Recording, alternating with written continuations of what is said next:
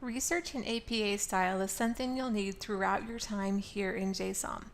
This lecture is going to set you up and help to orient you to some of the differences between APA and MLA in particular, and also how you want to think about picking and evaluating your sources.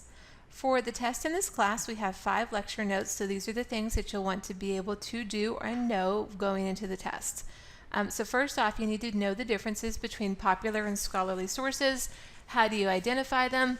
Then how do you identify and not only identify but evaluate that source for whether or not it is a good source? You'll need to be able to identify the differences between APA and MLA in-text citations and the differences between an APA reference page and an MLA works cited page. Finally, you'll need to know sort of what's the difference between APA reference page entries and other styles. In short, can you identify it, and do you know for questions 3, 4, and 5, what are the big differences between the two, so that when you're writing a paper, or let's say you're working in a group, you could tell your group member, hey, that's not APA, that's MLA. Right. So first off, let's talk about the difference between popular and scholarly. And you've probably seen this before. If you had a teacher who said don't use Wikipedia, the idea there is that as a third level source, tertiary source, which is a popular source, and of course anybody can go and contribute to it. When I first started teaching, I had students do that as an assignment. And trust me, do you want my RET 1301 students from 15 years ago being your sources? No, you do not. The primary audience for popular sources would be the general public. Beyond professional journalists, popular sources might also be written by random people or perhaps something within an organization. So if you have a marketing department, they might be the ones writing those sources. They generally don't cite sources, but I think they see more of a trend of that right now where people start to. There's usually some kind of advertisements, there's something else where it's pushing it to, and it usually tends to be more current. So ways that you can start to think about, how do I know this is a scholarly source? Well, if you wanted to, you could go and look up that person. They have advanced degrees, they're researchers, they're going to have reference lists, usually really long ones, lots of footnotes, lots of endnotes, hardly ever any advertisements, and then a long peer review process in order to get out whatever that article is. So if I wanted to publish on something that happened this year, let's say with diversity and communication in corporations, I could not get examples from this year into an article. That article might take 2 or 3 years to come out. So let's just use myself there as an example. We'll stick with me. So if I'm writing an article and I put it up on LinkedIn, although I am, tick the box number 1, a researcher, scholar in a field, I am writing the primary audience there for a general public and doing current events, and there might be advertisements on there. I wouldn't usually use formal references. Can you imagine if I had like a 3-page reference thing on LinkedIn? But I would in a scholarly article. So really what you have to do is not just think about 1 or 2 of the things, which maybe you've heard in the past, but you need to think about, does it fit all of the categories for a peer-reviewed or scholarly article? So one note on Wikipedia, you have already heard this, don't use it as a source, but also it is a wonderful source because for me, it's a way to gather information really quickly. As a reference, use it. But what you don't want to do is cite it. However, I would say if you're doing a paper for this class or for another one and you're looking for additional sources, some of those Wikipedia articles do a pretty good job talking about who the major sources are for that field who are scholarly. So I'm not saying don't look at it. I used to tell students Wikipedia should be like your underwear, wear it, don't show it. So it's fine if I don't care if you use it, you just do not want to ever cite it. The same thing goes for websites like Chegg, which I have seen cited. One time I saw one that I think was like it's not up anymore, but it was basically fratbroscheating.com, and the student had cited that in a paper. Don't do that. Be really careful that you are going and using appropriate sources. Another way that you could do this, and I think this works a little better, maybe you've seen those first 2 before, been there, done that, heard that. This one works a little bit better. So this is the CRAAP test where you're evaluating your sources. So you're thinking about currency. When was the article published? Example there would be, let's say you're writing about email trends in corporate communication. I am thinking of an article, it's a classic, but it came out in 2001 and talks about the overwhelming amount of email that executives were getting. Upwards of like 10 a day, and which is laughable now, right? Like, have you gotten 10 in the past hour, probably, and you're not CEO of a major corporation. So you want to make sure that the article is current dependent upon what its topic is. If you're writing for a history class, it might be that you can cite an article from 20-something years ago, but if you're writing about email, it needs to probably be in the past 5 or 6 years.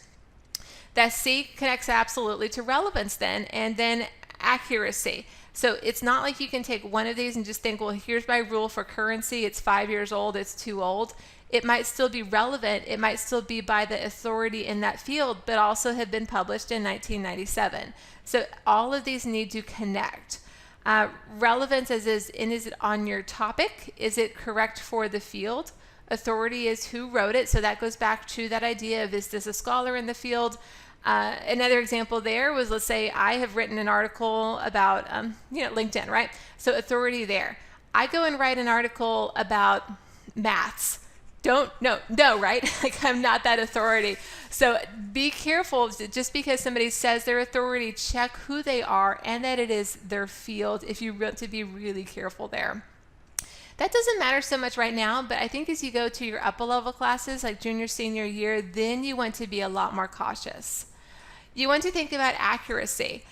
A really great example would be, if you've heard of those power poses, where it was a really popular thing for a while, where people would say, hey, what you need to do to exert power is just stand up and be dominant in the space, right? So this article came out. It was recent, it was relevant, it was by an authority. She was I need to double check today, a professor at a UT's University of Texas System School, but with the accuracy, it turns out that her data was really not well done.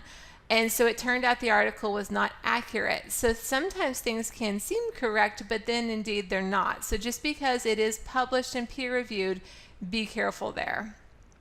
The last thing you'll want to think about is purpose. And I want to really stress this when you go to look online for articles or information about companies. There has gotten to be, blunt, quite a bit of sloppiness where different people will pull information that might come from press releases for companies. What's the point of a press release? Well, to benefit the company. Same thing, you go to a corporate website. If you're citing that press release, fine, but you need to be really careful to say, according to this press release on this date, the company said this about itself.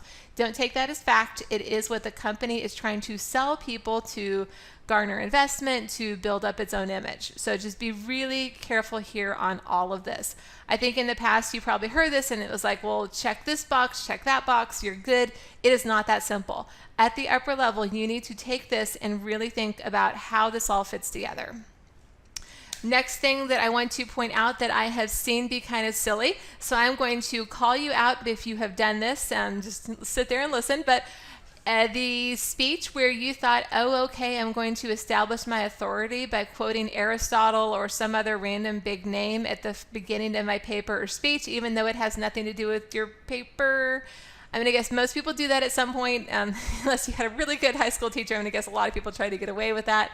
But don't do that. The only times that you should be quoting is up here, right here on the screen. So 1, providing objective background data. 2, being really precise or clear. Or 3, duplicating the exact wording before you point out why the wording is wrong.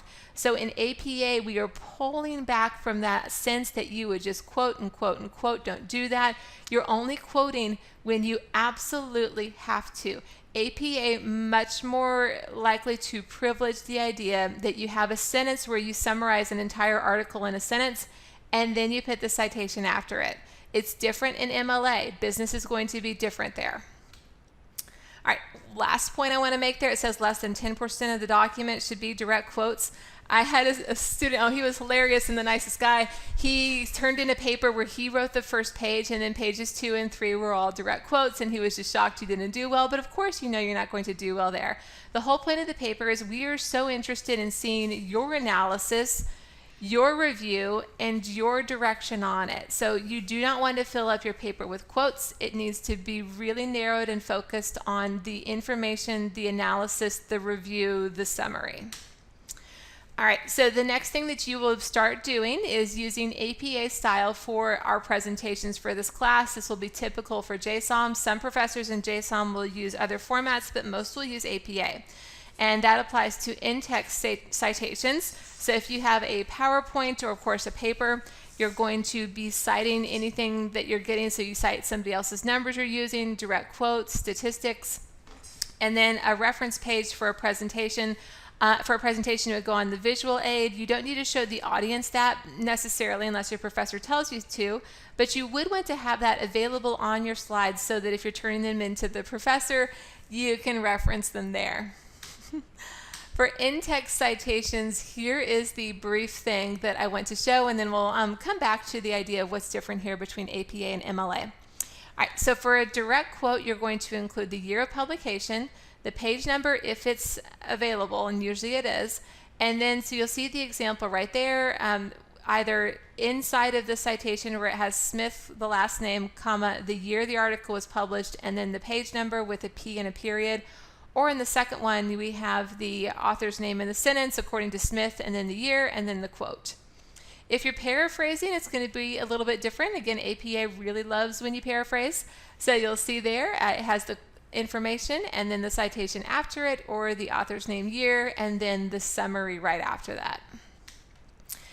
All right, one big thing for APA, how do you know the difference? Look for the author, last name, and the year. For APA and for business, again, just think about that relevancy. The year really matters because if you're talking about, let's say, something in business law, but you're talking about something that happened in the 1980s versus what's happening now, the year is incredibly relevant. So just remember, years, authors go together, best friends. All right, so I am not going to read through this. I am just going to point out that one thing that you could do is take a screenshot of this, or you can find these online. There are guides online that go through all of the different ways that you can do in-text citations in APA. Now, there's two options here. One, you can memorize them. Two, you can do what I do, which is I find a really good source and then I look it up. So there's some information in your textbook. There is an APA manual that you can get, but my favorite thing to do is go to the APA website, and there's quite a bit of information there. All right, the other thing that you need to know, though, is you're thinking, well, APA, why are we using this? APA is most common for business. There's a good chance you're using MLA and possibly also Chicago in your other classes, depending on what you're taking this semester. So MLA is Modern Language Association. That is actually one of my core fields because it does cover a lot of communications and literature, but it's the kind of soft side of communications. So let's talk about LinkedIn and culture and gender and things like that. APA is the hard side of communication, so we're using it in this class because business communication goes on the hard side, the more numbers-oriented part of it. There are a couple professors at UT Dallas who do use Chicago, which will, particularly for history, if you're taking any of those classes. I doubt on those last two you're going to be using those, which are IEEE and CSE, but those are sometimes used. The primary ones for JSOM, though, will be one of the top three, and generally it's going to be APA. How do you know? Be sure to ask your professor. The Business Communications Center, which you can also access, does a lot of specialty in APA style, so if you do get stuck, they're the ones to go and ask. So big differences between APA and MLA. The ways you can identify it, these are basically the answers to what was on the first the last three guided lecture notes on the second slide. So first off, when you get to your reference page, in MLA, you title it Works Cited. In APA, you're going to title it References. Both of these styles are double-spaced. Both of them use a hanging indent. Both of them are going to use author and last names, but APA is different in that they just use a first initial instead of the last name. This is one thing I really hate about APA. I ended up getting miscited because somebody else was Stephen Moore and they attributed it to him instead of to me because it was an initial. So just know, yes, it is that, but also still be careful.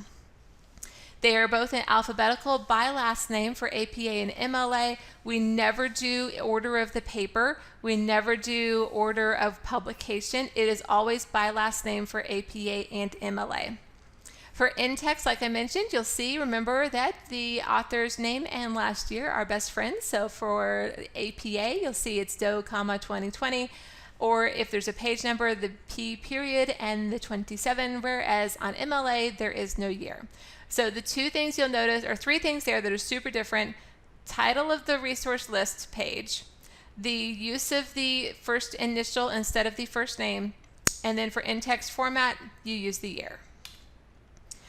So again, quick reminder here, let's just pretend your source is a book. For APA, you'd have the name of the author, the publication year, the work title, publication city, publisher. And then for MLA, you do things a little bit different. So it's the name of the author, the work title, then the publication city, publisher, publication year. So again, look on APA, where does that year go? Way closer to the author's name. Examples are here down at the bottom. So we see again Johnson, 2003, and then the page number. MLA is Johnson space 34. Under the reference citations, you'll see again APA. How do we know it's APA? Well, look where the year is, and that's the easiest way to tell. MLA, year goes towards the end. Oh, let me point out one other thing while we're here. So APA, look at that title for the book. Studies in college, and then C is lowercase. That is typical and correct for APA. It totally blows everybody's minds in MLA because it's so strange, right? You've been taught your entire life to capitalize titles, and here for APA, you don't. All right, so if you're looking at these, I'll give you just a second, which one would be APA and which one would be MLA. All right, so I'm going to guess you got it, and that is APA, the one with the year. MLA, no year. APA, commas, MLA, no commas. All right, next I want to quickly show you the template for journal articles. You'll notice again the APA, the year, the lack of capitalization on the title. MLA has the article title in quotation marks. MLA is using that volume.issue format, and APA uses volume with the issue in parentheses. For online sources, again, here's a quick example. You'll see some differences in capitalization. You'll see differences in the placement of the year. You'll also see that APA likes you to use the link, whereas in the most recent MLA, they did not require links, but they're talking about putting it back in. For the APA reference page, as I already said, center the word references, top of a new page, you double space, just like in MLA, hanging indent, alphabetical order. And then I would suggest that citation machines are fantastic to use. I'll show you some in class, but be really careful. Some of them will generate things that are just slightly wrong.